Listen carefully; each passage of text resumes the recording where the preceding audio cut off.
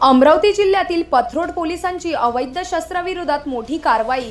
गुप्त माहितीच्या आधारे कासमपूर येथील 24 वर्षीय अनिकेत रवींद्र महाजन याच्या घरावर छापा टाकण्यात आला।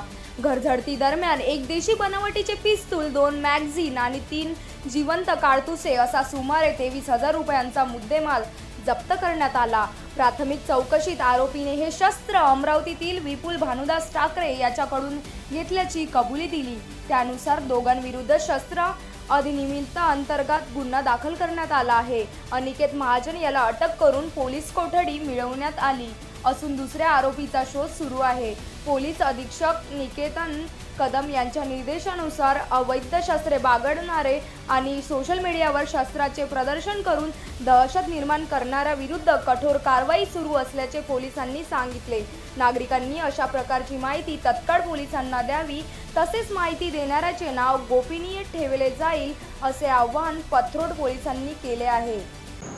नमस्कार, मी सतीश कुलकर्णी, उपविभागीय पोलीस अधिकारी दर्यापूर, अतिरिक्त कार्यभार अंजनगाव।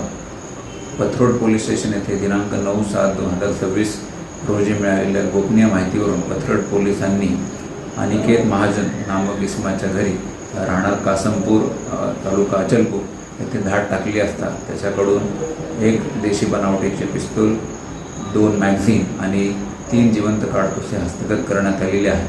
सदर कारवाईवरून पथरोड पोलीस स्टेशन येथे गुन्हा नंबर 227/2026 दाखल करण्यात आलेला आहे आणि त्याच्यामध्ये भारतीय शस्त्र अधिनियम कलम 3, कलम 25 व महाराष्ट्र पोलीस कायदा कलम 135 प्रमाणे गुन्हा दाखल करण्यात आलेला आहे।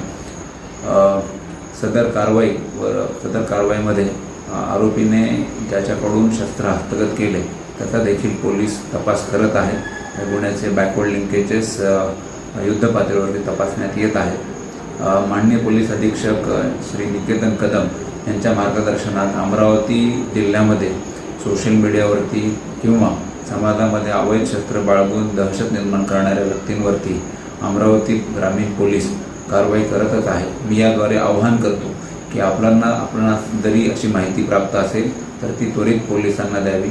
आपले नाव गोपनीय राहील याची खात्री पोलीस घेतील आणि आपण दिलेल्या माहितीवरून संबंधितांवरती उचित कारवाई करण्यात येईल। जय हिंद, जय महाराष्ट्र।